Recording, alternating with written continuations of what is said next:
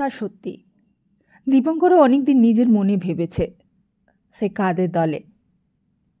তার আগেকার চেয়ারটাতে এসে বসেছে অভয়ঙ্কর। সেই চেয়ারে বসার পর থেকেই যেন অন্যরকম হয়ে গেল রাতারাতি। তারও মত বদলে গেল এক মুহূর্তেই। সেও বললে, ক্লার্কদের বেশি প্রশ্রয় দিলে তারা মাথায় ওঠে সেন, তাহলে আর ওরা তোমায় রেসপেক্ট করবে না। দীপঙ্কর বলেছিল, রেসপেক্ট বড় নাকি কাজটা বড়? কিন্তু রেসপেক্ট না করলে যে কাজও করবে না ওরা। দীপঙ্কর বলেছিল, এটা তোমার ভুল ধারণা অভয়ঙ্কর। আমিও একদিন ক্লার্ক ছিলাম। আমিও ক্লার্কদের ব্যথাটা বুঝি। ওদের একবার ভালোবেসে দেখো তুমি, ওরা ডবল কাজ করবে। অভয়ঙ্কর তাই বলতো, তুমি বড় ভীতু সেন, অত ভয় করে কেন চলো ওদের? এত ভীতু বলেই ওরা অত কাজে ফাঁকি দেয় তোমার কাছে। কথাটা শুনে দীপঙ্কর হেসেছিল। সত্যি কি দীপঙ্কর ভীতু? ভয় পায় বলেই কি এত সহানুভূতি ওদের ওপর? কিন্তু যখন ছেঁড়া জামা, ময়লা কাপড়, একমুখ দাড়ি দেখে, তখন কেমন করে কোন প্রাণে শাস্তি দেয় ওদের? ওদের মধ্যেই যে দীপঙ্কর নিজের ছায়াকে দেখতে পায়। ওরাই যেন হাজার হাজার দীপঙ্কর হয়ে সেকশনে সেকশনে ঢুকছে।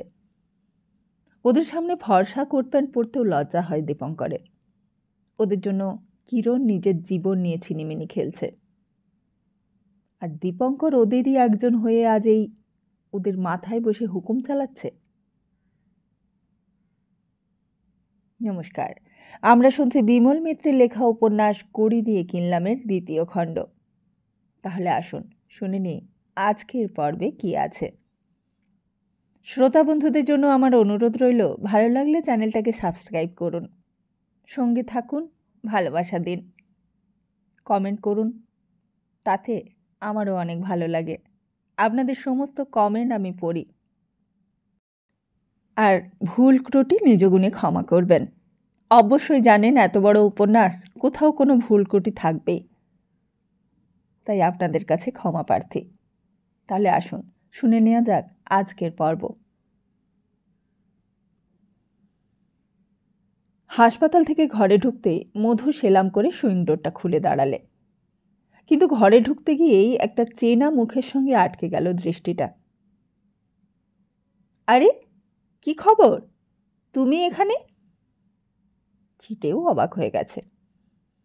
বহুদিন ধরে বহুভাবে দেখে দেখে ছিটে ফোটাতে সম্বন্ধে আর অবাক হবার কিছু ছিল না। এখন আর চেনা যায় না দুজনকে। ওই যেই দিন থেকে নতুন অ্যাক্ট চালু হয়েছে দেশে, সেই দিন থেকে ছিটে ফোটার আমূল পরিবর্তন হয়ে গেছে। অবস্থা ভালো হওয়ার সঙ্গে সঙ্গে মানুষের চালচলনেও কেমন একটা গাম্ভীর্য আসে। অতীতের দারিদ্র্য, অতীতের হীনতা, নীচতা, ভণ্ডামি সব কিছুই বুঝি ঢাকা পড়ে যায় সেই টাকায়। সেই কালীঘাটের বস্তির দুটো গুন্ডাকে আজ এই খদ্দর পরা চেহারার মধ্যে কে পারবে খুঁজে বার করতে? ছিটে এসে চেয়ারে বসে চারিদিকটা চেয়ে দেখতে লাগলো। বললে, তুই এখানে? ঘোষাল সাহেব কোথায়? দীপঙ্কর অবাক হয়ে গেল। বললে, ঘোষাল সাহেবকে তুমি চিনতে নাকি? সে কি রে, ঘোষাল সাহেবকে চিনব না? কত দহরম মহরম করেছি একসঙ্গে, প্যালেস কোর্টে কতদিন রাত কাটিয়েছি। আর শুধু রাতই বা কেন, দিনও কাটিয়েছি একসঙ্গে। ছুটিতে বুঝি ঘোষাল সাহেব? না। দীপঙ্কর সমস্ত ঘটনাটাই খুলে বললে। তাহলে ওয়াগন অ্যালটমেন্ট কে করবে? তুই? দীপঙ্কর বললে, না, নতুন প্রায়োরিটি অফিস হচ্ছে, সব অ্যালটমেন্ট সেখান থেকেই হবে। কিন্তু তুমিও কি ব্যবসা করছো নাকি? তোমরা তো আগে ব্যবসা করতে না, তোমরা তো কংগ্রেসে ঢুকেছিলে। ছিটে হেসে উঠল। বললে, আরে ব্যবসার সুবিধে হবে বলেই কংগ্রেসে ঢুকেছি। দীপঙ্করের মনে পড়ল সেই হাজরা পার্কের মিটিংয়ের দৃশ্যটা। সেই বক্তৃতার কথাগুলো ভেসে উঠল কানে। বললে, কিন্তু কংগ্রেস করলে ব্যবসা করবে কখন? এই তো শুনছি কংগ্রেসকেই ব্যান্ড করে দেবে। তখন তো সব কংগ্রেস ডিলারদের ধরবে, তখন ব্যবসা করবে কি করে? ছিটে বললে, আরে আমি তো কংগ্রেসের কেউ নই। কংগ্রেস করছে ফোঁটা। ফোঁটা পারমিট বার করে দেয় আমার নামে, আর আমি ব্যবসাটা দেখি। দুজনে জেলে গেলে কখনো চলে? ফোঁটা যদি জেলেও যায় আমি তো আছি। আর অক্ষরদাদু তো বেশি টাকা রেখে যায়নি। সিন্দুক ভেঙে মাত্র 10 লাখ টাকাই পেয়েছি, আর খানিক গয়না। কিন্তু তাতে তো আর পোষায় না বল। কেন পোষায় না? আরে পোষাবে কি করে? এখন তো তুই আর যাসনি বাড়িতে। সেই বাড়ি তো ঢেলে সেজে নতুন করে ফেলেছি। বাড়িটা সারাতেই তো 1,000 টাকা বেরিয়ে গেল। তারপর গাড়ি কিনলাম দুজনে দুটো। প্রথমে গাড়ি কিনতে চাইনি, কিন্তু দেখলাম কংগ্রেসই করি আর যাই করি, গাড়ি না থাকলে ঠিক কেউ মানতে চায় না। তার উপর আবার ড্রাইভার পুষতে হচ্ছে। সংসার তো বেড়েই চলছে দিন দিন। জিনিসপত্রেরও দাম যে কি হচ্ছে তা তো দেখছিসই।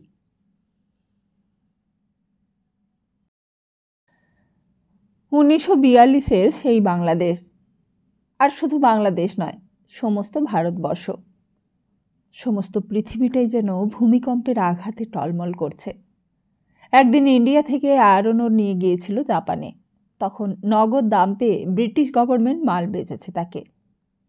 কিন্তু তখন কি জানতো সেই আয়রন ওরই আবার বোমা হয়ে ফিরে আসবে ব্রিটিশ এম্পায়ারের সেকেন্ড সিটি এই কলকাতার বুকে? আর ঠিক সেই সময় বুঝেই মহাত্মা গান্ধী আরম্ভ করে দিয়েছেন তার আন্দোলন। এই কলকাতা, আর এই কলকাতাই হলো ব্রিটেনের সবচেয়ে বড় ইন্ডাস্ট্রিয়াল স্ট্রংহোল্ড। এই এখানকার ইন্ডিয়ান ব্যবসাদারেরাও চাঁদা দিয়েছে কংগ্রেসকে। ছিটে বললে, আমি তো কংগ্রেস ফান্ডে চাঁদা দিয়েছি 20,000 টাকা। একলা? দীপঙ্কর অবাক হয়ে গেল, বললে, তুমিও দিয়েছ? আরে শুধু কি আমি, সবাই দিয়েছে। বিড়লা দিয়েছে, টাটা দিয়েছে, গোয়েঙ্কা দিয়েছে। আমি কি আর অমনি অমনি দিচ্ছি ভেবেছিস? এর 4 ডবল তুলে নেব না? তখন তো ফোঁটাই কংগ্রেসের প্রেসিডেন্ট হয়ে যাচ্ছে। মনে আছে সেই দিন ছিটের কথা শুনে প্রথমে বিশ্বাস হয়নি। প্রাণমথবাবু থাকতে ফোঁটা হবে প্রেসিডেন্ট? শুধু দীপঙ্কর কেন, কেউই বিশ্বাস করেনি। কেউই বিশ্বাস করেনি। মিস্টার চার্চিলও বিশ্বাস করেনি। এত কষ্টে গড়া ইন্ডিয়ান এম্পায়ার এত শীঘ্র চার্চিলের হাতছাড়া হয়ে যাবে?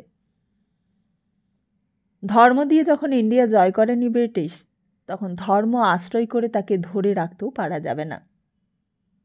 ইন্ডিয়াকে রুখবে কে? একদিকে মহাত্মা গান্ধী, আরেকদিকে মিস্টার বিড়লা। একদিকে বাইবেল, আরেকদিকে গীতা। বাইবেলের সঙ্গে রুজভেল্ট আছে, গীতার সঙ্গেও আছে বিড়লা। দেখা যাক কার শক্তি বেশি। এই কদিন কাজ কে চালাবে? দীপঙ্কর বললে, ক্রফোর্ড সাহেব নিজেই। সাহেব কত ঘুষ নেবে? দীপঙ্কর বললে, ওসব আমি জানি না, আর নেবে কি না তাও জানি না। ছিটে হেসে উঠল, বললে, দূর, ঘুষ নেয় না এমন মানুষ আছে নাকি দুনিয়ায়? কত বড় বড় মহারথীকে দেখলুম। তোদের সাহেব তো কোন ছাড়। তোদের জেনারেল ম্যানেজারকে পর্যন্ত ঘুষ দিতে পারি। বাজি রাখ, সব শালা ঘুষ নেয়। ঘুষ না নিলে বড়লোক হওয়া যায়? আরে আমি নিজেই ঘুষ দিই পারমিট বার করবার জন্য। ঘুষটা নিস, বুঝলি? যদি 2 পয়সা করতে চাস তো বড় ভাইয়ের মতো উপদেশ দিয়ে যাচ্ছি তোকে, ঘুষটা নিস। তোর এই চাকরিতে কিচ্ছু হবে না, 1000 মন দিয়ে কাজ করলেও কিচ্ছু হবে না। আশ্চর্য, ছিটে সেই ছিটেই আছে। বাইরেই শুধু খদ্দর পড়েছে, সভ্য হয়েছে, কংগ্রেসের মেম্বার হয়েছে। আজ প্রথম ডিটিএসের চাকরি। ছিটের মতো বহু লোক এসে ফিরে গেল, বহু গুজরাটি, মারোয়াড়ি, ভাটিয়া, বাঙালি, সবাই। সকলেরই ওয়াগন চাই, সকলেরই প্রফিট চায়, সকলেরই ডিভিডেন্ড চায়। ঘোষাল সাহেব ধরা পড়াতে কেউই খুশি নয়। আস্তে আস্তে আপিস পাতলা হয়ে এলো, নিঃশব্দ হয়ে এলো। দীপঙ্করের মনে হলো, ছিটে ফোটাকে দোষ দিয়েই বা লাভ কি? একলা ছিটে ফোটাদেরই বা কি দোষ? সারা পৃথিবীটাই যেন ছিটে ফোটাতে ভরে গেছে। ওই Churchill, Roosevelt, Hitler, Birla, Goenka, ছিটে ফোটা সবাই একাকার হয়ে গেছে এই যুদ্ধে। কেউ বা আফ্রিকা চায়, কেউ ডানজিক চায়, কেউ সিঙ্গাপুর চায়, কেউ ওয়াগন চায়, কেউ আবার ইন্ডিয়ার ইন্ডিপেন্ডেন্স চায়। সবারই একই লক্ষ্য, ইন্টারেস্ট, প্রফিট আর ডিভিডেন্ড। কে? টেলিফোনটা বাজতেই দীপঙ্কর রিসিভারটা তুলে নিলে। মেয়েলি গলা, মিহি মিষ্টি সুর। লক্ষ্মীদের অবস্থা ভালো হওয়ার সঙ্গে সঙ্গে গলাটাও যেন আরও মিষ্টি হয়ে গেছে।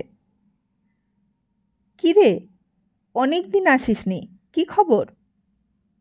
দীপঙ্কর বললে, খুব ব্যস্ত ছিলাম লক্ষ্মীদি।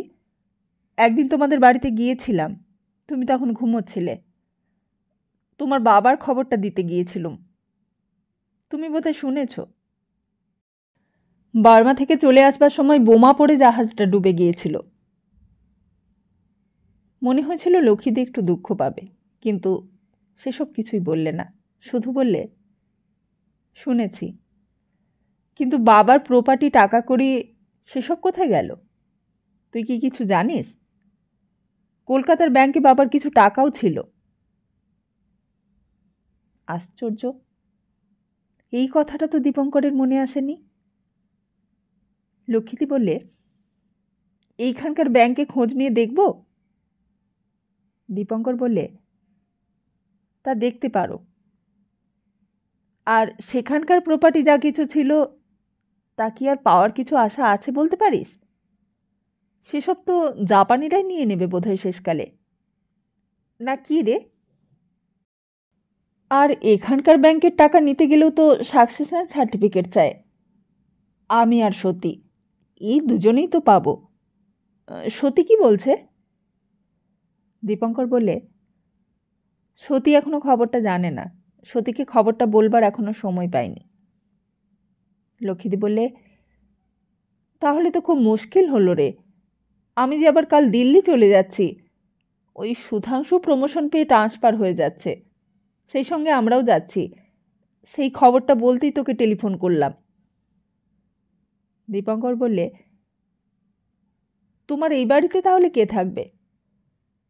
লক্ষ্মীদি বললে, কে আর থাকবে? কেউই না। যদি কখনো আসি এখানেই এসে উঠব। তাহলে একটা কাজ করবে লক্ষ্মীদি, বাড়িটা তো তোমার পড়েই থাকছে, একজনকে থাকতে দেবে। কে? দীপঙ্কর বললে, সতী। লক্ষ্মীদি বললে, কেন? সতী থাকবে কেন? এতদিন সতী কোথায় ছিল? সে তো তোদের আপিসে চাকরিতে ঢুকেছিল বলেছিলি। তা হঠাৎ তার থাকবার জায়গার অভাব হলো কেন? কি হয়েছে তার? দীপঙ্কর বললে, সেসব অনেক কথা লক্ষ্মীদি, সব কথা তুমি পরে শুনো। তুমি শুধু বলো তাকে থাকতে দেবে কিনা। আরে থাকতে দেব না কেন, সে থাকলে তো ভালোই। বাড়িটা তো এমনিই পড়ে থাকবে, তবুও সে থাকলে একটু দেখাশোনা করতে পারবে, বাড়িটাও ভালো থাকবে। আমি তো ঠিক করেছিলাম বাড়িটায় তালা চাবি বন্ধ করে চলে যাব, কিন্তু আমরা তো কাল সকালের প্লেনেই যাব। আমার প্লেন ছাড়বে সকাল 6:30টায়। দীপঙ্কর বললে, আমি যদি আজ এক্ষুনি সতীকে নিয়ে তোমার বাড়িতে যাই? তা নিয়ে আয় না, তুই নিয়ে আয় তাকে। যাবার আগে দেখা হলে তো ভালোই হবে, আর সঙ্গে সঙ্গে ওই কথাগুলোও হয়ে যাবে। কোন কথা? ওই ব্যাংকে বাবার টাকার কথাগুলো। বাবার টাকাটা তো আধা আধি ভাগ হবে কি না? সেই কথার কোনো উত্তরই দিলে না দীপঙ্কর। বললে, তাহলে আমি সতীকে নিয়ে এক্ষুনি যাচ্ছি তোমার বাড়িতে। তা সে কোথায় আছে এখন? হাসপাতালে। হাসপাতালে কেন? দীপঙ্কর বললে, সেসব অনেক কথা লক্ষ্মীদি, তোমার বাড়িতে গিয়ে সব বলবো। এই কদিন অনেক কাণ্ড ঘটে গেছে। রিসিভারটা তাড়াতাড়ি রেখে দীপঙ্কর উঠল। মধু ঘরে এলো। মিস্টার ঘোষালের সঙ্গে সঙ্গে দ্বিজপদও নেই। দ্বিজপদকেও সাসপেন্ড করে দিয়েছে মিস্টার ক্রফোর্ড। মধু বললে, আপনি উঠছেন হুজুর? দীপঙ্করের তখন কথা বলবার সময় ছিল না। সময় থাকার সময় ফুরিয়ে যেতে আরম্ভ করেছিল পৃথিবীতে। আগে মানুষের অনেক সময় ছিল। ধীরে সুস্থে আস্তে আস্তে পৃথিবীটা ঘুরত। আস্তে আস্তে সূর্য উঠত, আস্তে আস্তে সূর্য ডুবত। এখন একটা ওয়াগন পেতে যদি একদিনও দেরি হয়ে যায়, 1000 টাকার লোকসান। 1000 টাকার লোকসান হলে তার ইন্টারেস্ট কত হিসেব করো। লাভ লোকসান কষে ব্যালেন্স শিট তৈরি করো, দেখবে সেই 1000 টাকা 10 বছরে 10,000-এ গিয়ে দাঁড়াবে। তখন ইন্টারেস্ট, কম্পাউন্ড ইন্টারেস্ট কষে দেখলে জীবনটা ফাঁকাই বলে মনে হবে। মনে হবে বহু লোকসান হয়ে গেছে জীবনে। সে বুঝি 1543 সালের কথা। পোল্যান্ডের এক গ্রামে কোপারনিকাস বলে একটি ছেলে জন্মেছিল। সেই ছেলেটি একদিন বড় হলো। বড় হয়ে বললে, পৃথিবীটা সূর্যের চারিদিকে ঘুরছে। তারপর সেই কথাটাই নতুন করে বললে আবার জোহানেস কেপলার। তার 100 বছর পর 1642 সালে গ্যালিলিও গ্যালিলি আবার সেই কথারই পুনরাবৃত্তি করলে। তার সঙ্গে সঙ্গে মানুষের ব্যস্ততাও বেড়ে গেল। সূর্য উঠতে শুরু করলো তাড়াতাড়ি, সূর্য ডুবতেও লাগলো তাড়াতাড়ি। আর সেই বেগ বাড়তে বাড়তে ঘন্টায় 40 মাইল স্পিড বাড়ালো লোকোমোটিভের। 40 পাউন্ড থেকে 19 পাউন্ড হলো রেল লাইন। শেষকালে 90 থেকে 120 pound. Delhi mail 60 miles per hour কবে চলবে সেই ভাবনাই ভাবছে রেলওয়ে বোর্ড। আরেকদিকে মিস্টার ঘোষালেরা সেই ওয়াগন নিয়ে জুয়া খেলতে শুরু করেছে 1942 সালের কলকাতায় বসে। সেন সাহেব চলে গেছে মধু? মধু তখন ঘরের জানালা দরজা বন্ধ করছিল। পেছন ফিরে দেখলেন লক্ষণবাবু। লক্ষণ সরকার সকাল থেকে সেন সাহেবের সঙ্গে দেখা করবার চেষ্টা করছিল, সুবিধে পায়নি। ভেবেছিল সকলের ছুটি হয়ে গেলে দেখা করবে। হঠাৎ তার চাকরিটা যদি চলে যায় তাহলে কত যে অসুবিধে হবে তার, সেই কথাগুলোই বুঝিয়ে বলার দরকার ছিল। কিন্তু তার হলো না। মধু বললে, সাহেবের মুখটা খুব ভার ভার দেখলুম। একটা টেলিফোন আসার পরেই তাড়াতাড়ি চলে গেলেন সাহেব। কোথায় গেলেন? বাড়িতে? মধু বললে, তা তো বলতে পারবো না। ভিজিটিং আওয়ার্স তখন শেষ হয়ে গেছে। তবু গাড়ি থেকে নেমেই সিঁড়ি বেয়ে ওপরে উঠতে লাগলো দীপঙ্কর। যারা ভেতরে এসেছিল তারা সবাই চলে গেছে। 2-1 নার্স তখন এদিক ওদিক ঘোরাঘুরি করছে, হাতে থার্মোমিটার, সাদা অ্যাপ্রন পরা ম্যাট্রন। সোজা সতীর কেবিনের দিকে যেতেই কে একজন নার্স বেরিয়ে এলো বাইরে। মিসেস ঘোষ কেমন আছে নার্স? নার্স বলে, এখন ভালো আছেন, কাল সকালেই রিলিজ করে দেবে ডিএমও। দীপঙ্কর আস্তে আস্তে দরজাটা খুললে। ছোট ফাঁক দিয়ে প্রথমে কিছুই দেখা গেল না, তারপর আরেকটু ফাঁক করলে। সতীর ফর্সা পা দুটো দেখা গেল বিছানার উপর। দীপঙ্কর ঘরের ভেতর ঢুকল। সতী বোধহয় ঘুমোচ্ছিল। আস্তে আস্তে মাথার কাছে গিয়ে বসল দীপঙ্কর। আস্তে আস্তে নিঃশ্বাস পড়ছে সতীর। এত কাছে, এত ঘনিষ্ঠ হয়ে কখনো দীপঙ্কর এমন করে আগে সতীর মুখের দিকে চেয়ে দেখেনি। এক দৃষ্টে চেয়ে দেখতে দেখতে দীপঙ্করের মনে হলো সতী বোধহয় জেগে আছে, চোখ বুজে কি যেন ভাবছে। দীপঙ্কর আস্তে আস্তে সতীর কপালে হাতটা রাখলে। সঙ্গে সঙ্গেই সতী জেগে উঠেছে। চোখ মেলে সামনে দীপঙ্করকে দেখেই বললে, এ কি দীপু? হ্যাঁ আমি সতী, আমি। সতী বললে, তুমি আবার কেন এলে? আমি তো তোমাদের তাড়িয়ে দিয়েছিলাম, তাহলে এলে কেন আবার? তারপর একটু থেমে বললে, উনি কোথায়? বাইরে দাঁড়িয়ে আছে বুঝি? দীপঙ্কর বললে, সনাতনবাবুর কথা বলছো? তিনি চলে গেছেন। সতী আর কোনো কথাই বললে না। হঠাৎই সতী নিজের মুখটা আড়াল করতে চেষ্টা করলে। তার চোখ দিয়ে জল পড়ছে, কিন্তু কান্নাটা আর গোপন করতে পারলে না। বললে, তুমি যাও দীপু, তুমি চলে যাও। দীপঙ্কর বললে, তা আমি না হয় চলেই যাচ্ছি, কিন্তু তুমি কোথায় যাবে কিছু ভেবেছ? সেই প্যালেস কোর্টে ফিরে যাবে?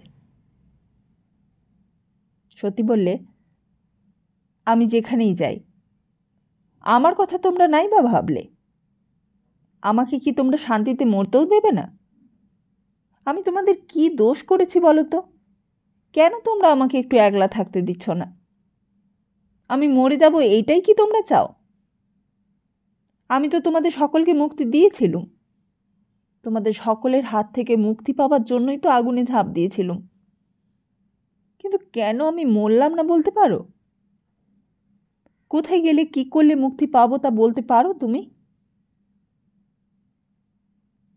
কিন্তু আমি তো তোমাকে নিতে এসেছি সতী। সতী চোখ বড় বড় করে চেয়ে দেখলে দীপঙ্করের দিকে, যেন কথাটা ভালো করে বুঝতেই পারেনি। তারপর দরজাটার দিকেও একবার চেয়ে দেখলে। বললে, তুমি আমার কাছে লুকোচ্ছ বুঝি? ওনাকে ঘরের ভেতর ডাকো না একবার। এইবার আমি কিছুই বলবো না, সত্যি বলছি, বিশ্বাস করো দীপু। আমার যে মাঝে মাঝে কি হয়, আমার খুব রাগ হয়ে যায় তোমাদের ওপর, তখন আর কোনো জ্ঞান থাকে না। তুমি ওনাকে ডাকো দীপু, ভেতরে ডেকে নিয়ে এসো। আমি আর কিছুই বলবো না। উনি আমার ওপর খুব রাগ করেছেন না? না না, রাগ করবেন কেন? রাগ করেননি। রাগ করেননি? সতী যেন আঘাত পেলে কথাটা শুনে। হঠাৎ যেন সতীর হাতটা শিথিল হয়ে এলো। রাগ করেননি? তার উপর সামান্য একটু রাগও করতে পারলেন না? তাহলে তুমি এলে কেন? কেন এসেছো মিছিমিছি? আমি কোথাও যাব না, আমি এইখানেই থাকবো, আমি এইখানেই মরে পড়ে থাকবো। দীপঙ্কর বললে, তোমাকে একটা খবর বলা হয়নি সতী, তুমি বোধহয় শোনোনি। তোমার বাবা মারা গেছেন।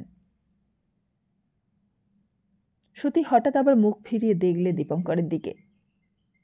একটা অদ্ভুত আতঙ্কে তার মুখের চেহারাটা আমূল বদলে গেল। আমি বার্মা ইভাকুইজ অফিস থেকে নিজে জেনে এসেছি, সেই কথাটাই বলবো বলে এসেছি এখন। এরপরেও কি তুমি প্যালেস কোর্টে গিয়ে উঠতে পারবে? হঠাৎই কি যে হলো, সতী যেন হঠাৎ এক আর্তনাদ করে দীপঙ্করের বুকে নিজের মুখটা লুকোবার চেষ্টা করলে। তারপর দুই হাতে দীপঙ্করকে সজোরে আঁকড়ে ধরে হাউ হাউ করে কাঁদতে লাগলো। আর দীপঙ্কর সেই অবস্থাতেই আস্তে আস্তে নিজের হাতটা সতীর মাথায় বুলিয়ে দিতে লাগলো। যতটুকু সান্ত্বনা পায় সতী, সেটুকুই ভালো। হয়তো কান্নারই প্রয়োজন ছিল সতীর এই সময়। হয়তো কাঁদলেই সতী শান্ত হয়ে যাবে, কাঁদলেই সতী সান্ত্বনা পাবে। দীপঙ্কর চুপ করে রইল। এতটুকু একটি সামান্য কথাও সে বলতে চেষ্টা করল না। আর সতী তখনও দীপঙ্করের বুকে আশ্রয়ের তলায় ফুলে ফুলে ফুপিয়ে ফুপিয়ে উঠছে বারবার। আর দীপঙ্কর নিঃশব্দে তার কোকড়ানো চুলের ওপর হাত বুলিয়ে দিচ্ছে। হঠাৎই বাইরের রাস্তায় চিৎকার উঠল, টেলিগ্রাফ, টেলিগ্রাফ! খবরের কাগজের হকাররা ঊর্ধ্বশ্বাসে দৌড়তে দৌড়তে খবর ফেরি করতে বেরিয়েছে কলকাতার পথে। হয়তো যুদ্ধের কোনো খবর, হয়তো জাপান ঢুকে পড়েছে ইন্ডিয়ায়, নয়তো মস্কো দখল করে নিয়েছে জার্মানি। কিন্তু তা নয়। গান্ধীজি গ্রেপ্তার, গান্ধীজি গ্রেপ্তার! তা শুধু মহাত্মা গান্ধীই নয়, মৌলানা আবুল কালাম আজাদ, সর্দার বল্লভভাই প্যাটেল, পণ্ডিত জওহরলাল নেহেরু, সরোজিনী নাইডু, কংগ্রেস ওয়ার্কিং কমিটির সব মেম্বারদের ধরে বোম্বাই থেকে স্পেশাল ট্রেনে পুনে নিয়ে যাওয়া হচ্ছে। পাটনাতে ডাক্তার রাজেন্দ্র প্রসাদকেও গ্রেপ্তার করা হয়েছে।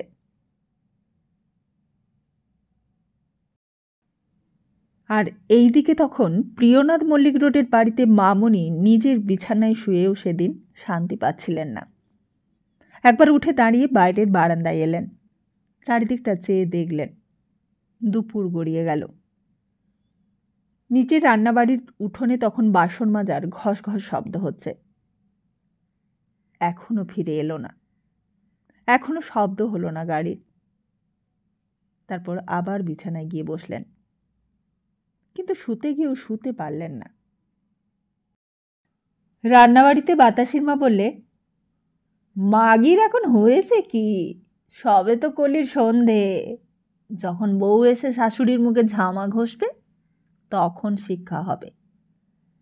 ওলো সেই কথায় আছে না, ভালো দেখে বউ আনলাম ঘরে, মাছ দেখে বউ বাজি করে।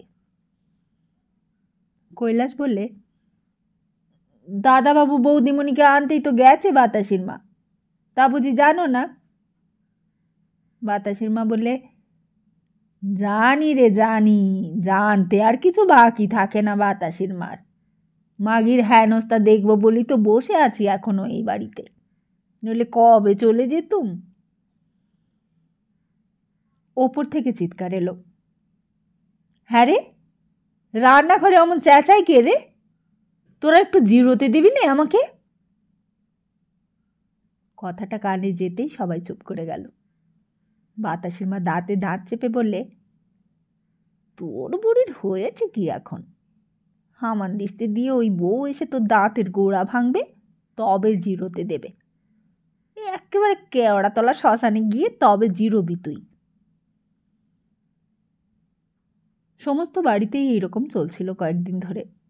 দিনের পর দিন এমনি আলোচনায় চলছে রান্নাবাড়িতে।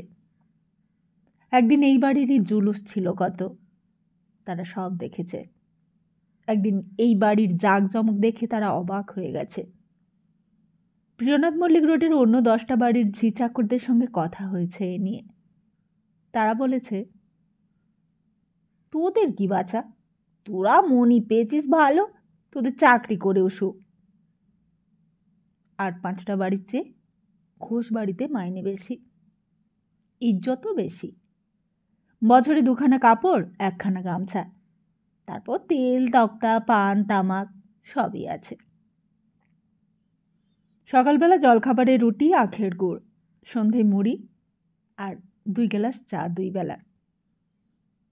পাড়ার লোকে বলতো, ঘোষ বাড়ির ঝি চাকর আমাদের বাড়িতে চলবে না বাচ্চা, ওরা হলো গিয়ে জমিদার, আর আমরা গেরস্ত পোষা মানুষ, তুমি অন্য বাড়িতে চেষ্টা করে দেখো বাছা। সেই বাড়িরই আজ এই হেনস্থা। ভূতির মা কাজের চেষ্টায় এই দিক ওই দিক ঘোরে। একবার কাজের ফাঁকে কালীঘাটটা ঘুরে আসে। চরকডাঙ্গার বাবুদের বাড়িটাও খোঁজ নিয়ে আসে। তারা বলে, তা ওরা ছাড়িয়ে দিচ্ছে কেন গা? ভূতির মা বলে, ওদের লোকেরা দরকার নেই মা। তা হঠাৎ দরকারই বা নেই কেন শুনি? কি জানি মা, মনিবদের ভেতরের কথাই তো আমরা আর থাকি নে।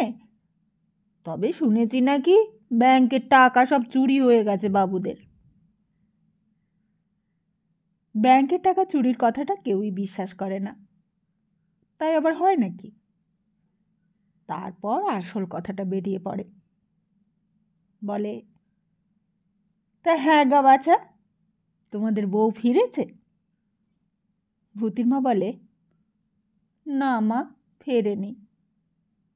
তা কোন পাড়ায় ঘর ভাড়া নিয়েছে তোমাদের বউ? সোনাগাছি নাকি রামবাগান, কিছু শুনেছ?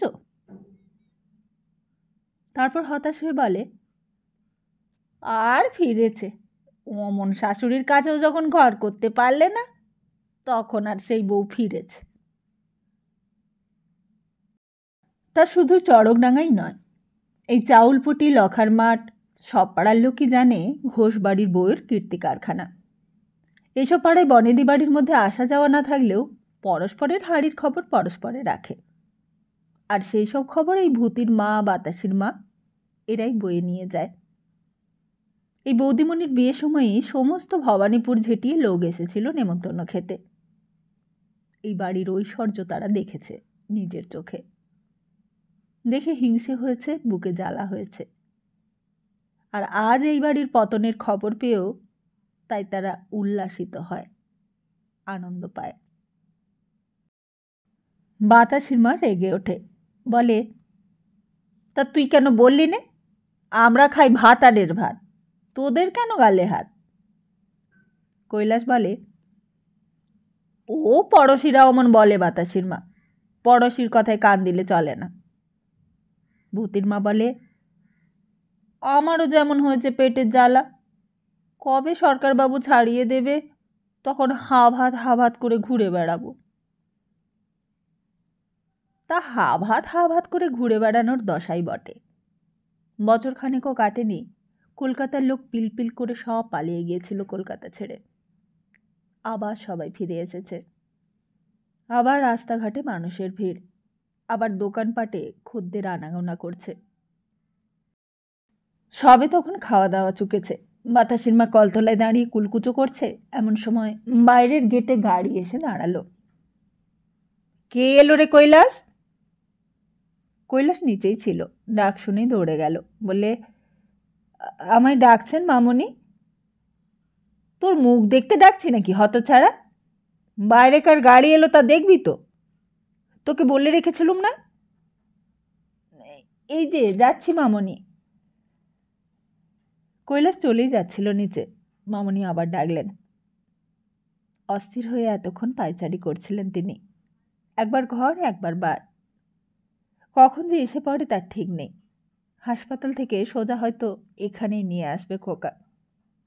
দরকার নেই, কাউকেই দরকার নেই, সমস্ত পুড়ে ঝরে যাক, শ্বশুরের এই সম্পত্তি সব নষ্ট হয়ে যাক। কার জন্য এই সংসার করা? আমি মরিবাছি না করে, না খেয়ে না পড়ে এতদিন ধরে কার জন্য এই সংসার আগলে আছি?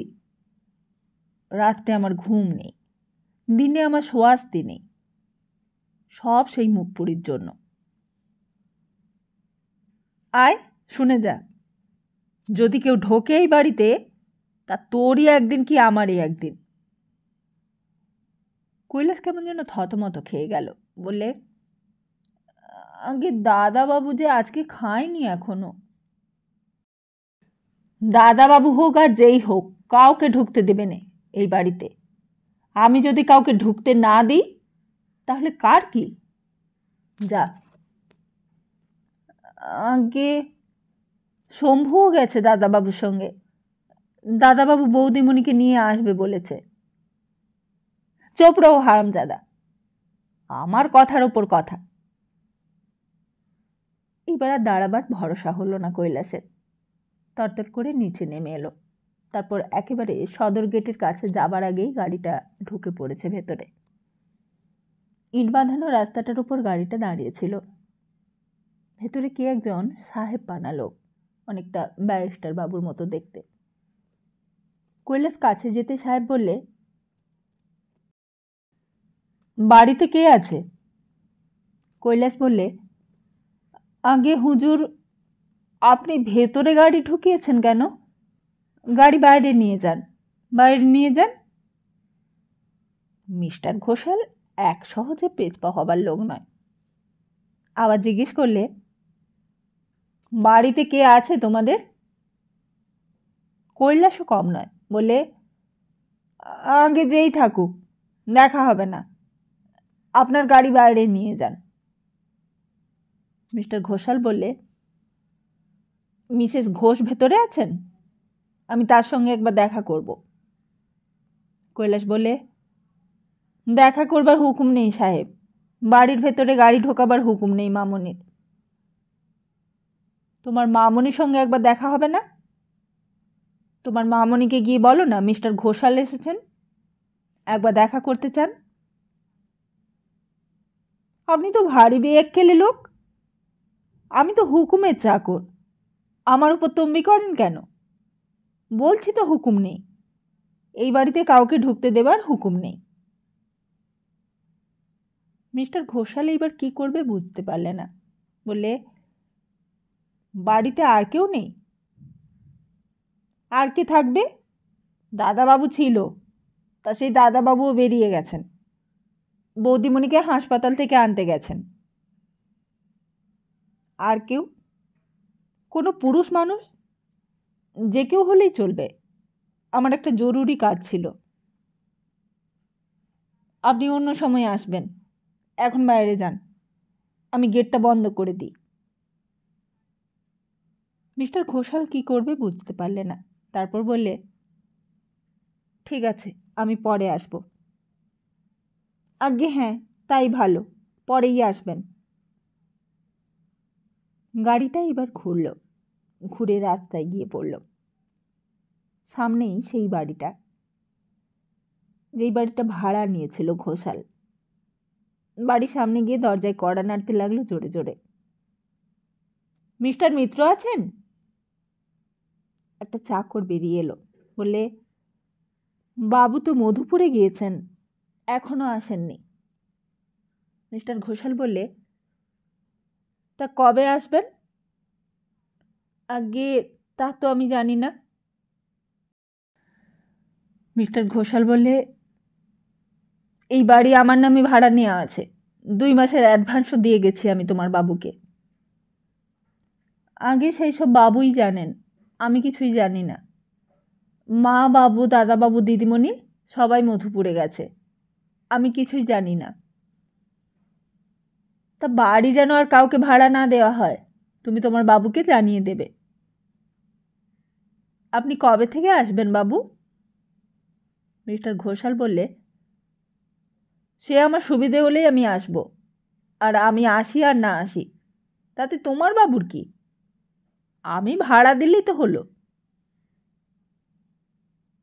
চাকরটা মিস্টার ঘোষালের কাছে ধমক খেয়ে থেমে গেল, আর কিছুই বললে না। মিস্টার ঘোষালও আবার গাড়িতে এসে উঠল। মিস্টার ঘোষালের কাছে সারা পৃথিবীটাই যেন রেলের আপিস, আর ও যেন তার জমিদারি। তার নিজের ট্রাফিক ডিপার্টমেন্টের সবাই তারই আন্ডারে। এই প্রিয়নাথ মল্লিক রোডের সমস্ত বাসিন্দারাই যেন তার ক্লার্ক। মিস্টার ঘোষালের একটা কলমের খোঁচায় ক্লার্কেদের যেন এক মুহূর্তে প্রমোশন হয়ে যেতে পারে। Poor clerks, they are born to be clerks, poor souls. সকাল থেকে মিস্টার ঘোষালকে যেন কেউ তার জমিদারি থেকে উৎখাত করেছে, তাড়িয়ে দিয়েছে। Class 1 government officer mister Ghoshal. Hazra রোডের মোড়ে গাড়িটা দাঁড়াতেই একটা ভিখিরি জানালায় হাত বাড়ালে। সাহেব, একটা পয়সা সাহেব, একটা পয়সা। মিস্টার ঘোষালের ডিটিএস মনটা চিৎকার করে উঠল, গেট আউট, গেট আউট। তবুও ভিখিরিটা নড়ে না। একটা পয়সা সাহেব, গরিব আদমি, একটা পয়সা। You silly bitch, get out from here, get out. পুলিশের হাতটা নামতেই গাড়িটা ছেড়ে দিলে। তারপর ট্রাম লাইন ধরে সোজা রাস্তা, তারই ডান দিকে হরিশ মুখার্জি রোড। নম্বরটা মনে আছে মিস্টার পালিতের। দ্য স্টুট লয়ার, মিসেস ঘোষের বার অ্যাট ল। তখন নতুন এক সমাজ গড়ে উঠেছে পৃথিবীতে। ইস্ট ইন্ডিয়া কোম্পানির আমলে যেই দল নতুন উঠেছিল, এরা তারা নয়, এরা আরেক নতুন সমাজ। এরা একদিন রাস্তার লোক ছিল। এরা কেউ স্কুল মাস্টার, কেউ দোকানদার, কেউ সেলসম্যান, কেউ বা গেজেটেড অফিসার। এরা ধুলো মুঠো ধরেছে আর সোনা মুঠো করেছে। এরা কুইনাইন কিনেছে 3 টাকায় আর বেচেছে 300 টাকায়। ধান, চাল, ঔষধ, যা কিছু ইচ্ছে ধরতে পারো, হোল্ড করতে পারো, তারপর 1 মাস পরে বেচলে তাও লাভ। রাতারাতি নতুন সমাজ গড়ে উঠল তাদের নিয়ে এই কলকাতা শহরের বুকে। তাদের দলে নতুন নাম লিখিয়েছে মিস্টার ঘোষাল। 1942-এ নতুন প্রোডাক্ট, বংশগৌরব থাকার আর দরকার নেই এখন, কানেকশন থাকারও দরকার নেই, টাকা থাকলেই প্রেস্টিজ। তোমার টাকা আছে, তাহলেই তুমি আমাদের দলে, তোমাকে তাহলে আমাদের দলে টেনে নেব। সেই ফিউডালিজমের নবাবই আনার দিন চলে গেছে, এখন নিউ অ্যারিস্টোক্রেসির ঢেউ এসেছে। আমরা নিউ অ্যারিস্টোক্রাট। লেটেস্ট মডেলের গাড়ি আছে তোমার, ফরেন এডুকেশন আছে, তা থাক আর না থাক, তোমার টাকা আছে জানলেই আমরা আমাদের সমাজে তোমাকে ঠাঁই দিয়ে দেব। চুরি করেই হোক আর ডাকাতি করেই হোক, কিংবা ঘুষ নিয়েই হোক আর ব্ল্যাক মার্কেটিং করেই হোক, অনেক টাকা তোমার থাকা চাই, চাই চাই। তা অঘোর দাদুরও টাকা ছিল, কিন্তু সেই টাকা দিয়ে আর চলবে না। সেই টাকা সিন্দুকবন্দি করা টাকা, তার ইউটিলিটি নেই। সে স্থানুর মতো সমাজে অকেজো হয়ে পড়ে আছে, তাকে আমরা দলে নেব না। তার নয়নরঞ্জিনী দাসীরও টাকা ছিল, কিন্তু সে তো বংশানুক্রমিক টাকা, উত্তরাধিকার সূত্রে পাওয়া সঞ্চয়ী বৃত্তি থেকে তার উৎপত্তি। সে টাকা পরের ঘাড় ভেঙে উপায় করা, সেসব টাকাও বাতিল। আমাদের টাকা অন্য রকম। আমরা মিস্টার ঘোষাল, আমরা মিস্টার সুধাংশু, আমরা লক্ষ্মীদিদের দল। এতদিন আমাদের অস্তিত্ব ছিল না, চোর ছিল, ডাকাত ছিল, খুনি ছিল, কিন্তু বড় লোক, চোর বড় লোক, ডাকাত বড় লোক, খুনি এরা ছিল না। এরা কথায় কথায় মিনিস্টার, গভর্নমেন্ট দেখাতে লাগলো। এরা অফিসের পর লক্ষ্মীদিদের বাড়িতে গিয়ে ফ্ল্যাশ খেলার জুয়ায় রিক্রিয়েশন খোঁজে। এরা প্যালেস কোর্ট থেকে বেরিয়ে মিস মাইকেলের ফ্ল্যাটে যায়। এরা নেশা করে, কিন্তু হুঁশিয়ার হয়ে করে। এরা ফ্ল্যাশ খেলে, কিন্তু সজ্ঞানে খেলে। কলকাতার বুকে তখন এই এদেরই রাজত্ব, এদেরই প্রতিপত্তি, এদেরই প্রবল প্রতাপ। মিস্টার ঘোষালের ভিড়ে তখন কলকাতা ভরে গেছে। সুধাংশুদের প্রভাবে তখন কলকাতা ডুবে গেছে। যুদ্ধের শুরু থেকেই তারা প্রভাবে, প্রতিষ্ঠায়, প্রতিপত্তিতে, সংখ্যায় কেবলই বেড়ে চলেছে। ইজ মিস্টার পালিতেন? কয়েকটা পুলিশ তখন পাহারা দিচ্ছে নির্মল পালিতের বাড়ির সামনের পৈঠের ওপর বসে। টবের ওপর গাছগুলো শুকিয়ে গেছে, খাঁচাটা শুধু ঝুলছে, পাখি নেই। কিন্তু কুকুরটা তখনও জিভ বার করে নিঃশ্বাস টানছে। Is mister পালিতেন?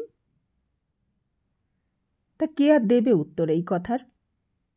মিস্টার ঘোষাল নম্বরটা মিলিয়ে দেখছিল, না, কোনো ভুল নেই। গেটের বাইরে এন কে পালিত, ব্যারেট ল, ট্যাবলেটটা তখনও আটা রয়েছে। কোঠি মে কই নেই হুজুর। মিস্টার ঘোষাল অবাক হয়ে গিয়েছিল আগেই, এইবার আরও অবাক হয়ে গেল। কেন? বাড়িতে নেই কেন? Something wrong in the state of Denmark. Police দুটো মিস্টার ঘোষালের চেহারা দেখে একটু সমীহ করে কথা বললে। মিস্টার ঘোষাল সবটা শুনে কেমন যেন হয়ে গেল। হলো কি তাহলে? ভদ্রলোকের পক্ষে ক্যালকাটা সিটিতে কি আর থাকা চলবে না? ও হেল, পুলিশ কমিশনার তাহলে আছে কি করতে? স্যার জন হারবার্টকে আজকেই বলতে হবে, ফজলুল হককেও রিং করতে হবে। কোনো জেন্টেলম্যানের পক্ষে দেখছি এখানে থাকা আর সম্ভব নয়, এই ক্যালকাটা সিটিতে। ও হেল। আরও একবার ও হেল বলে মিস্টার ঘোষাল গাড়িতেই উঠল। সমস্ত দিনটাই আজ তার বাজেভাবে নষ্ট হলো। গাড়িতে উঠবার মুখে হঠাৎ একটা চিৎকার কানে গেল। হকারেরা চিৎকার করতে করতে দৌড়ে আসছে। Telegraph, Telegraph. হকারটা কাছে আসতে মিস্টার ঘোষাল একটা কাগজ কিনলে, 2 পয়সা দামের। Extra ordinary issue. গান্ধীজি গ্রেপ্তার, গান্ধীজি গ্রেপ্তার। গাড়ির ভেতরে বসে মিস্টার ঘোষাল পড়তে লাগলো। মহাত্মা গান্ধী, আবুল কালাম আজাদ, সর্দার বল্লভভাই প্যাটেল, পণ্ডিত জওহরলাল নেহেরু, মিসেস সরোজিনী নাইডু সবাই অ্যারেস্টেড। বোম্বাই থেকে স্পেশাল ট্রেনে করে তাদের পুনায় নিয়ে যাওয়া হয়েছে। Rightly served, rightly served. Mister জিন্নাও স্টেটমেন্ট দিয়েছে। পড়তে পড়তে মিস্টার ঘোষাল যেন এতক্ষণে একটু শান্ত হলো। সারাদিনের ব্যর্থতা আর অপমানের যেন প্রতিশোধ নিতে পেরেছে এতক্ষণে। Rightly served, rightly serve. অনেক রাত্রে ডিএমও এলেন। ভারী অমায়িক ভদ্রলোক। দীপঙ্করই ডাকিয়ে আনলে। বললে, আপনি যদি মিসেস ঘোষকে রিলিজ করে দেন তাহলে আমি আজকেই এনাকে নিয়ে যেতে পারি। রেলের হাসপাতাল। হাসপাতাল নিয়মকানুনও অন্যরকম। হাসপাতালেরই মতো, তবু একটু যেন ঢিলে ঢালা। ডিএমও তা জানত। বললেন, তা আপনি নিয়ে যেতে পারেন মিস্টার সেন, আমার কোনো আপত্তি নেই, আমি রিলিজ করে দিচ্ছি। সতী বললে, একলা সেই বাড়িতে আমি কেমন করে থাকবো দীপু? দীপঙ্কর বললে, না থাকতে পারো প্রিয়নাথ মল্লিক রোডে শ্বশুর বাড়িতে চলে এসো, সেই পথটা তো খোলাই রইল। সেখানে আর আমার যাওয়া চলে না দীপু। এখনো তোমার রাগ গেল না সতী? জানো সেই বাড়ির কি অবস্থা? আজ সেই বাড়িতে গেলে তুমি নিজেই চিনতে পারবে না। সেই বাগান আর নেই, সেই মালি নেই, সেই দারোয়ান নেই। সমস্ত বাড়িটার চেহারাটাই এখন বদলে গেছে। তুমি চলে আসবার সঙ্গে সঙ্গে বাড়ির লক্ষ্মী স্ত্রীও চলে গেছে। আজ তোমার শাশুড়ি বুঝতে পেরেছে তুমিই ছিলে বাড়ির লক্ষ্মী। সতী চুপ করে রইল। দীপঙ্কর আবার বলতে লাগল, আমি আজও ঠিক বুঝতে পারিনি কেন এমন হলো। তা সত্যি, দীপঙ্কর সারা জীবন ধরে ভেবেছে কেন এমন হলো। কোন পথ ধরে চলেছে এই জীবন, কোন দিকে এর গতি? সেই ইতিহাসের আদিযুগ থেকে আজ পর্যন্ত কোন নিয়মে এরা কাজ চলছে? সত্যি যদি কোনো নিয়ম থাকবে তবে সেই নিয়মের নিয়ন্ত্রতা কে? আর নিয়মই যদি থাকবে একটা, তাহলে এত ব্যতিক্রমী বা হবে কেন? ইতিহাসে এক একটা যুগ এসেছে আর সব নিয়ম ভেঙে চুরে একাকার হয়ে গেছে। একজন চৈতন্যদেব যা গড়ে আরেকজন শঙ্করাচার্য তা ভাঙে কেন? একজন বিসমার্ক যা তৈরি করে আরেকজন হিটলার তা ধ্বংস করায় কেন? তাতে কার কোন উদ্দেশ্য সিদ্ধ হয়? সেদিন কিরণ এসে সেই কথাই বলেছিল। হঠাৎই কিরণ আবার একদিন এসেছিল। সেই একদিন অনেক রাত্রে কিরণ এসে কি একটা প্যাকেট দিয়ে গিয়েছিল। সেই প্যাকেটটা ট্রাঙ্কের মধ্যেই পড়েছিল। তা খুলেও দেখেনি দীপঙ্কর। খুলে দেখবার আগ্রহ হলেও খুলে দেখেনি। আর তারপর তারই খোঁজে পুলিশ এসেছিল বাড়িতে। ডিফেন্স অফ ইন্ডিয়া অ্যাক্টে ধরতে এসেছিল কিরণকে। তারপর চলে গিয়েছিল, আর আসেনি। সেই দিন আবার চুপি চুপি এসে হাজির হয়েছিল কিরণ। প্রথমটাতে অবাক হয়ে গিয়েছিল। কাশি বলেছিল, একজন সাহেব এসেছে দাদাবাবু। সাহেব? সাহেব আবার কে রে? হ্যাঁ দাদাবাবু, আপনার নাম করে ডাকছেন। ইংরেজি কথা আমি বুঝি নাকি না? তারপর নিজে নিচে নেমে যেতেই দেখে এ আর কেউ না, কিরণ। তাড়াতাড়ি কিরণকে নিয়ে ঘরে ঢুকিয়ে এনে বসিয়েছিল দীপঙ্কর। তুই কেমন আছিস? মুখ দেখেই বুঝেছিল দীপঙ্কর সে ভালো নেই। বড় উদ্বিগ্ন উস্কো খুস্কো চেহারা। সেই ফর্সা লাল টকটকে রং আবার তামাটে হয়ে গেছে। আবার মুখে চোখে নিদ্রা আর অনাহারের ছাপ। দরজাটা বন্ধ করে দোতলার ঘরের ভেতর বসিয়েছিল কিরণকে। এই কিরণকে যেন চেনাই যাচ্ছিল না। এ যেন সেই কালীঘাট বয়েজ লাইব্রেরির সেক্রেটারি নয়। এ যেন সেই ম্যাট্রিক ফেল করা কিরণও নয়। সেই দিনকার রাস্তার ডাব কুড়িয়ে খাওয়া কিরণকে যেন এই কিরণ আর চিনতেই পারবে না। কিরণ বললে, অনেকের কাছে গেলুম এই কদিন, কিন্তু কিছুই হলো না। দীপঙ্কর একবার জিজ্ঞেস করলে, তা তোর সেই ভজুদা কোথায় রে? সেই 12টা ল্যাঙ্গুয়েজ জানতো। কি জানি, কে যে সব কোথায় ছড়িয়ে আছে কিছুই বুঝতে পারছি না। এদেশে এসে আমাদের দলটাকে আবার গড়বার চেষ্টা করেছিলাম, কিন্তু সবাই বদলে গেছে ভাই। এইখানে এসে সব দেখে শুনে তাজ্জব হয়ে গেছি। কেন, কি দেখলি? আমাদের দলে যারা আগে ছিল তাদের মধ্যে অনেকেই বিট্রে করেছে। বিট্রে করেছে? কাকে? কাকে আবার? নিজেকে, কান্ট্রিকে। সবাই নিজের নিজের লাভ লোকসান নিয়ে মেতে আছে। এদিকে কংগ্রেসের মধ্যেও মতের মিল নেই। রাজগোপালচারী তো কংগ্রেস ছেড়ে দিয়ে মিনিস্টার হবার তালে আছে।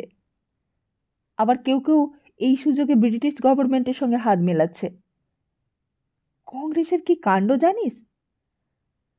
দীপঙ্কর বললে, আমি কি করে জানবো ওসব? আরে তোরাই যদি না জানিস তো কে জানবে?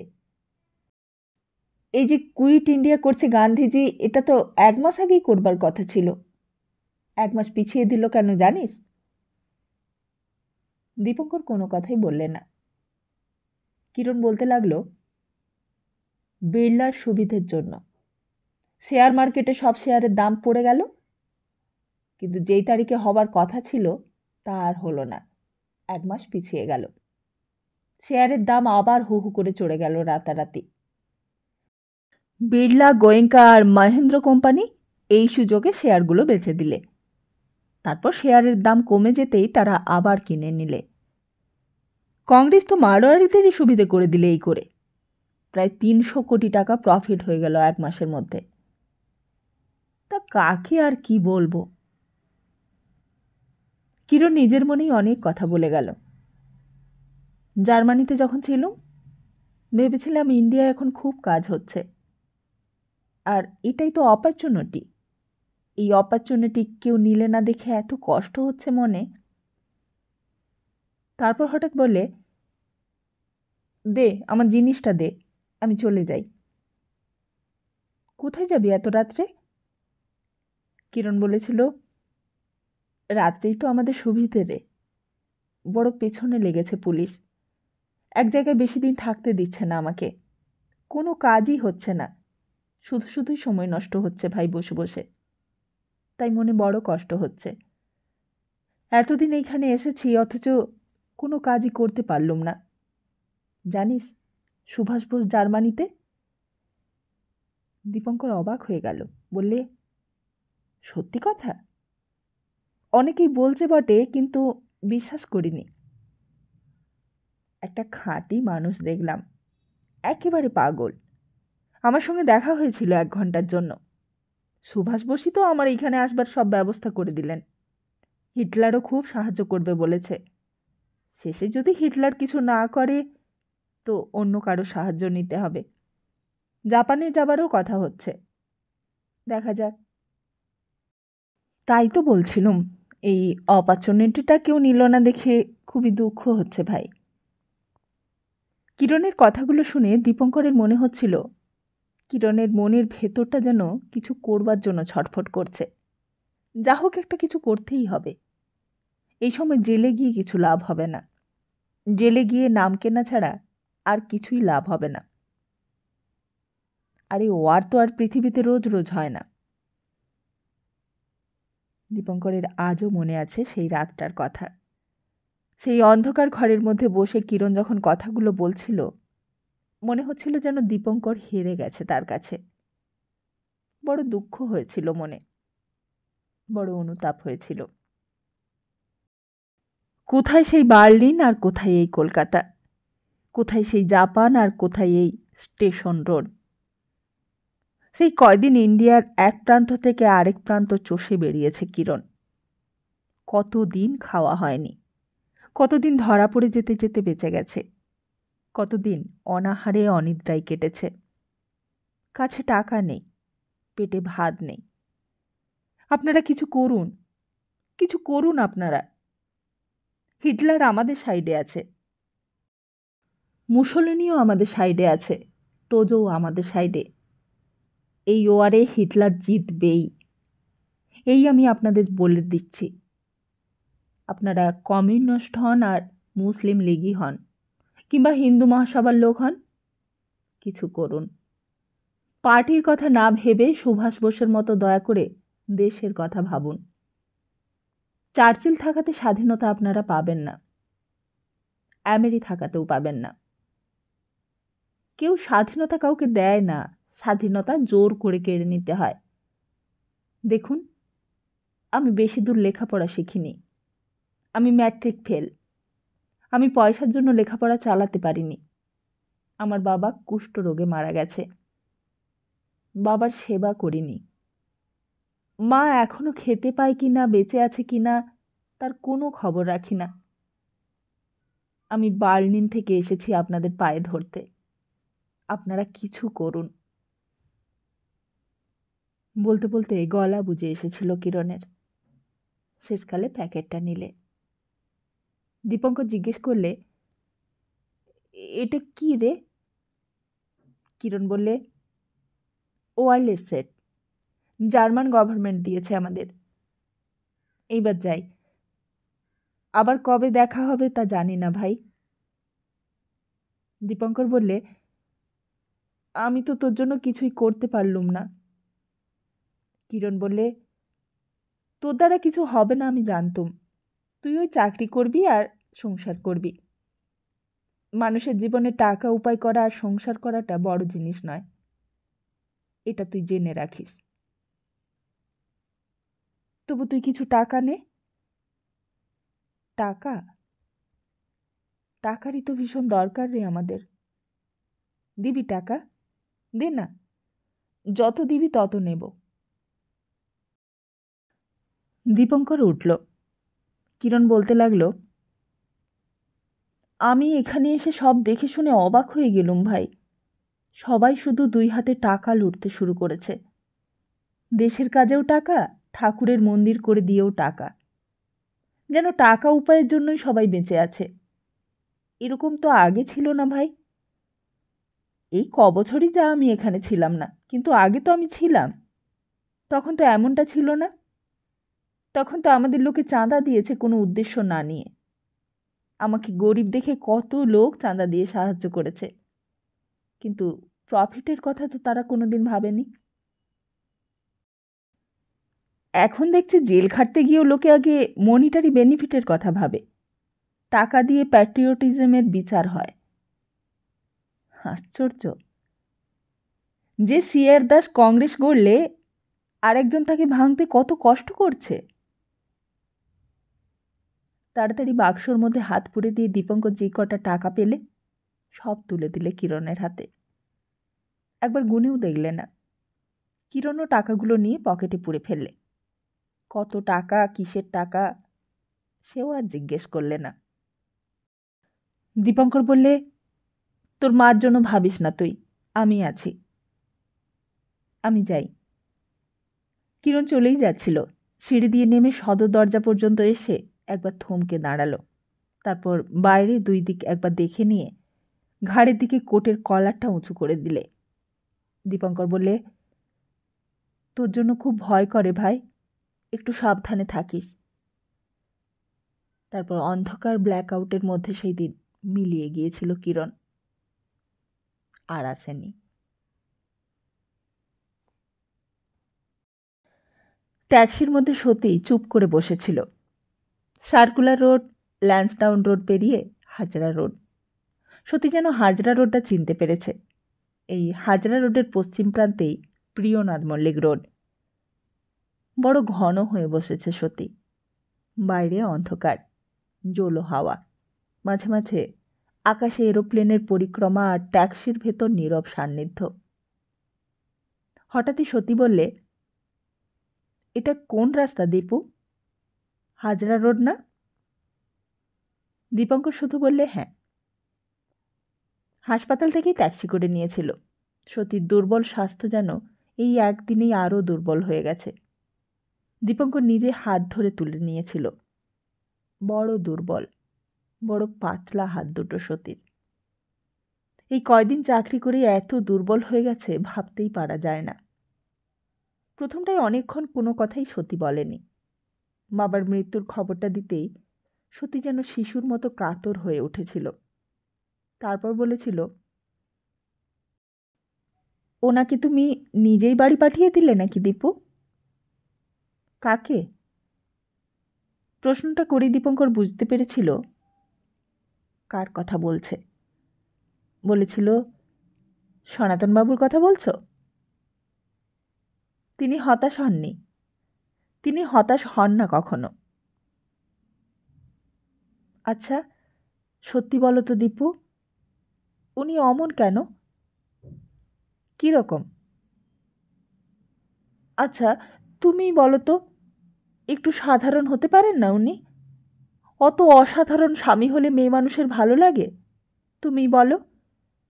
একটু হাসি ঠাট্টা, গল্প এইসব কি করতে পারেন না কখনো? একটু কি আমার সঙ্গে বসে সাধারণ রসিকতা করতে পারেন না? আমি কি ওনার তুলনায় এতটাই ছোট? দীপঙ্কর বললে, তা বলে সনাতনবাবুকে তুমি ভুল বুঝো না সতী।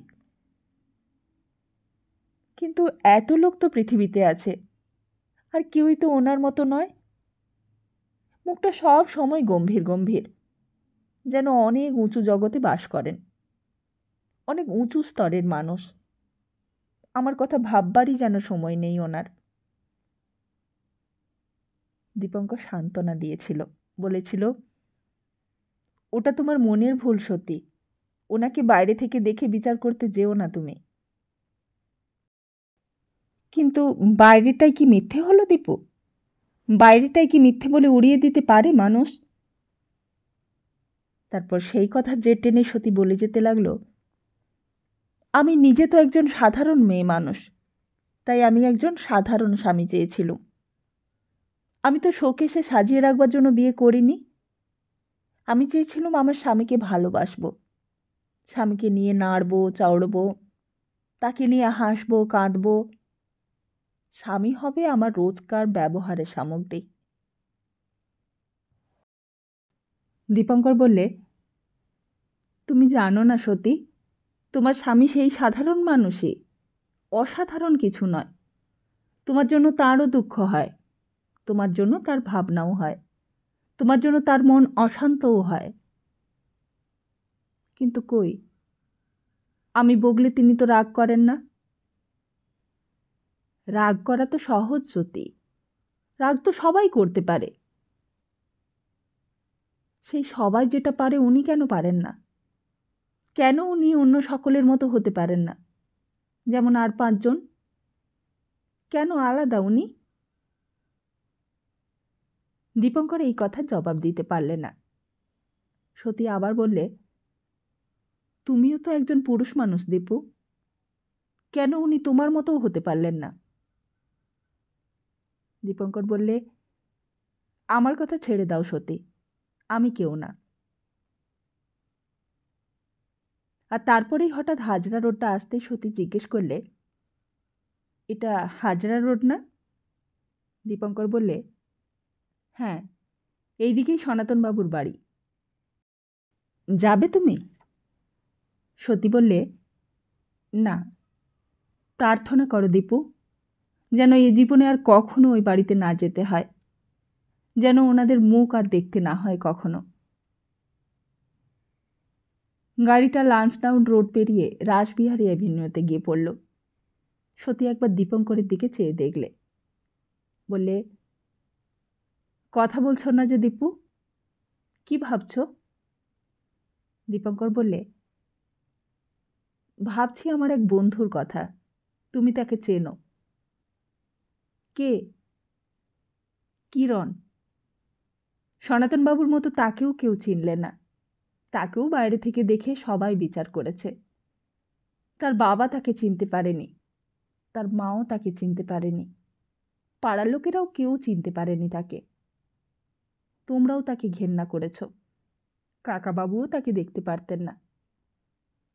অথচ আমি তো জানি সে কি। সে গরিব, সে লেখাপড়া জানে না ভালো, ম্যাট্রিক পাশও করেনি, অথচ দেখো আমাদের বাড়িতে সেই ছিটে ফোঁটা থাকতো, তারাই আজ দেশের মস্ত গণ্যমান্য লোক হয়ে উঠেছে। মানুষকে বাইরে থেকে বিচার করার মতো ভুল আর নেই সত্যি, এটি আমি সারা জীবনের অভিজ্ঞতায় বুঝেছি। সত্যি কোনো কথাই বললে না। অন্ধকার ব্ল্যাক আউট ভেদ করে গাড়িটা গড়িয়ে চলেছে।